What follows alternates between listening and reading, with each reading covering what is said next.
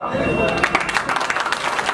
आपके विरोधी हिंदू और मुसलमान की बात करके, हैदराबाद की बिरयानी की बात करके, और वो कांग्रेसी जिन्हें आप कभी देखा भी नहीं, जो आपके प्रत्याशी हैं, सेकुलरिज्म का नारा देके, तो उनसे आपको पूछना चाहिए कि आपके कांग्रेस के शासन में कितने इंसानियत की जान और कितना राइट और कितना दंगा हुआ है। पहले उसका वो गिनती दे दे, तब वो सेकुलरिज्म का बात करें। आपके माननीय मुख्यमंत्री, प्रिय मुख्यमंत्री श्री नीतीश कुमार ने 2005 में जब अपना शपथ ग्रहण किया था, तो आज से लेकर इस 13 साल की हुकूमत में आप कोई भी जाति, कोई भी धर्म, कोई भी वर्ग, कोई भी अगड़ा, कोई भी पिछड़ा, कोई भी महादलित ये नहीं बता सकता है कि हमारा काम माननीय मुख्यमंत्री नीतीश कुमार ने नहीं किया।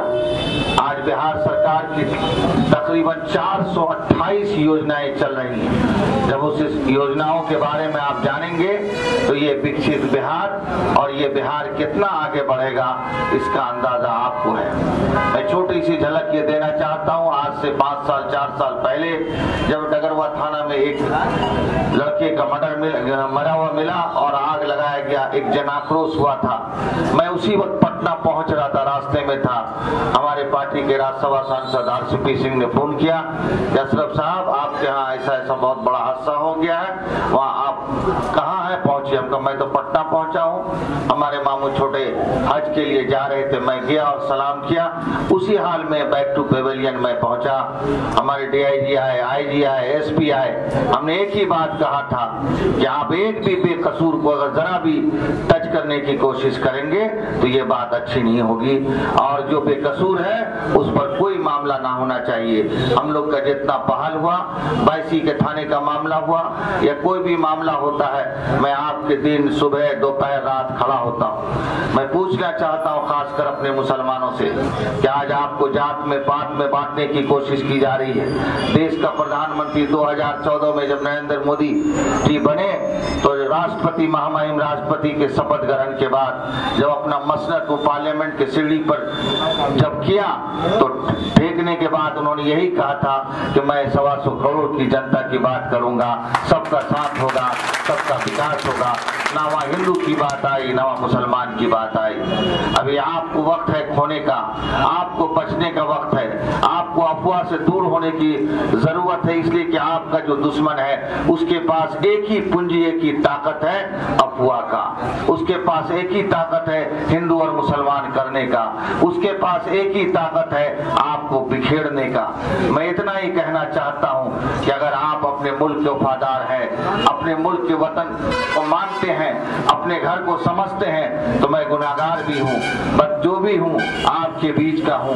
आज 22 और अमोर का जो ये विधानसभा है, अनुमंडल में एक चर्चा है, विकल में ठाकुरगंज था, बहादुरगंज था, मैं जहाँ भी जाता तो लोग पूछता अपने भाषा में की है वहाँ का की हाल चो जरा बता।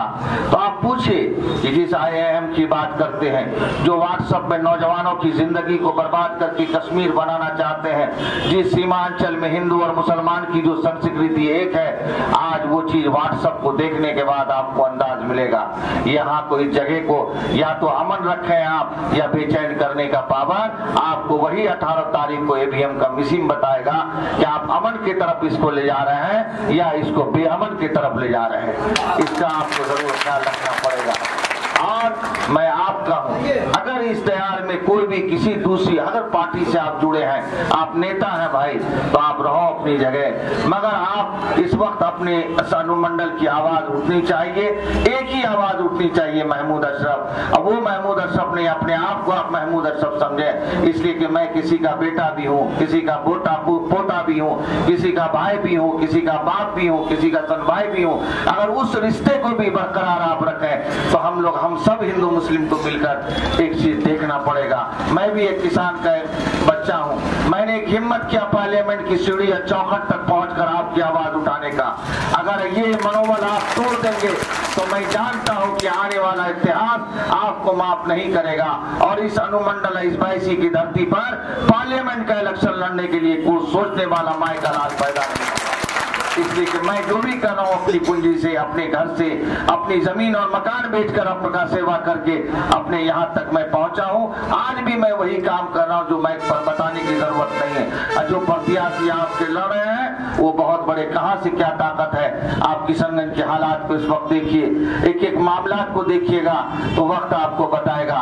इसलिए इस वक्त बहुत होशियार रहने की जरूरत है। मेरी एक ही आवाज है कि अमन का पैगाम लेकर मैं आगे बढ़ा हूँ। न मैं किसी जात का पैगाम है, न मैं इसी बिरादरी को बांटने का मेरा पैगाम है। माननीय नीतीश कुमार ने हमारे डोमिनेंट एरिया है इसको लिया, बिरादरी का भी इस इलाके में आपको मोस्ट बैकवर्ड का दर्जा दिया। आपके यहाँ 2-2 IAS किया, ये तय उसी नंबर उसी बैकवर्ड के दर्जे का है। उसको भी आपको सोचने की जरूरत है। कुछ लोग अभी नए नए ठेकेदार बने हैं, बहुत तरह की बात सामने आए हैं। कुछ लोग नई बात उठे, वो बनेंगे तो फला ही बनेगा, वो बनेगा तो कंफ्यूज करने के लिए, बात बोलने के लिए बहुत सारी बात है। मैं आपको इतनी कहता हूं अपने माफी के साथ कि इस वक्त आपको सोचने की जरूरत है, समझने की जरूरत है और बोलने और जुबान चलाने की जरूरत है। मैं कुछ नहीं हूं, किसी लायक नहीं हूं, मगर मैं आपका अमानत हूं, मैं आपका पुण्य हूं, मैं आपका हर वक्त दिन और रात हूं। रितेश बाबू ने कहा कि अगर 12 बजे रात में भी आपको खोजना पड़ेगा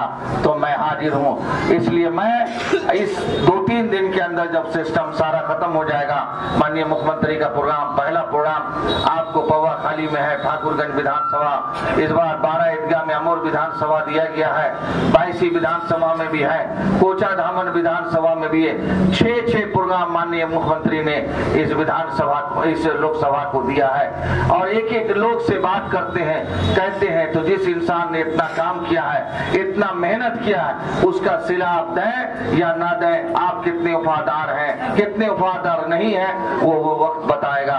अभी बहुत साजिश आपके काम कर रही है। उस बार भी मैं जब चुनाव लड़ा, किस तरह लड़ा, बहुत समझिए कि अफरा तफरी का माहौल रहा, मगर उधर से मैं बहुत मेकअप करके आया। लोग जाना कि 22 विधानसभा और अमोर इनको इतना देगा, तो अब आप सुन लिए कि मैं मात्र 1000 की लीडिंग 22 विधानसभा से दिया था। तो वो दिन आपको देखना न पड़े, 22 अमोर का ऐतिहासिक लीडिंग इतना हो कि उस चारों को भी मेकअप करते हुए, इसलिए कि हमारे कोचा धामन में हमारे एनडीए के विधायक हैं, हमारे आपको ठाकुरगंज में एनडीए के विधायक हैं, उन्होंने अपनी जिम्मेदारी वहां की पूरा एनडीए परिवार ने लिया है कि मैं दोनों विधानसभा में जबरदस्त आपको मदद करके कामयाब करूंगा। वही हाल बहादुरगंज में लोग इंडिविजुअल एक घर के और परिवार के से मुझको प्यार और सराह दे रहे हैं। यही हाल ठाकुरगंज का भी है, यही हाल कोचा धामन का भी है। आपको अफवाह से और पूर्वा हवा से बचने की जरूरत है। इसलिए पूर्वा हवा में बड़ा बदन का दर्द होता है, उससे बचने की जरूरत है। जब बचिए कि आपकी ताकत होगी और वो तूफान चैत का चलने वाला और बैसाख का होगा, तो आपको उसका ख्याल जरूर रखना है। इसी में आप समझ पाएंगे और मंजिल पाएंगे जब आपका ईवीएम का गिनती शुरू हो। 22 और अमोर इतना अपना मत डाले उसमें कि वो और लोग लीडिंग के लिए सोचना पड़े और आपके काउंटिंग हॉल से धन्यवाद कहते हुए, अलविदा कहते हुए आपका विरोधी वहां से बाहर हो जाए। मैं कुछ एमपी या किसी लालच के लिए नहीं, मैं आपका सेवक हूँ, सेवा करूंगा, मगर एक खाता जरूर खोल दूंगा कि 22 अनुमंडल भी सांसद देने का एक अपना इरादा रखता है, वहां तक पहुंचता है। इसलिए बात बोलने को बहुत थी, अगर कोई गलती और हुई है तो माफी है। और मैं अपने सारे टीम से और एनडीए परिवार से, खासकर अधिवक्ता कलीम साहब से भी कहता हूं कि आप डगरवा में सारे लोग की जानकारी है, हर पंचायत विभिन्न लोग से भी अपने जितने पुराने मंजूर मामा लोग हैं, जो भी है, एनडीए का एक कोडिशन बनाकर उसको एक संचालित कर दिया जाए और घर घर तक ये तीर का पैगाम पहुंचे। मैं आपको न देने के लायक हूँ, न दे सकता हूँ, आप एक ही बार मदद कर दें। इस इलाके की क्या तरक्की होगा, क्या भविष्य होगा, यह आपको वक्त और हालात बताएगा। जय हिंद, जय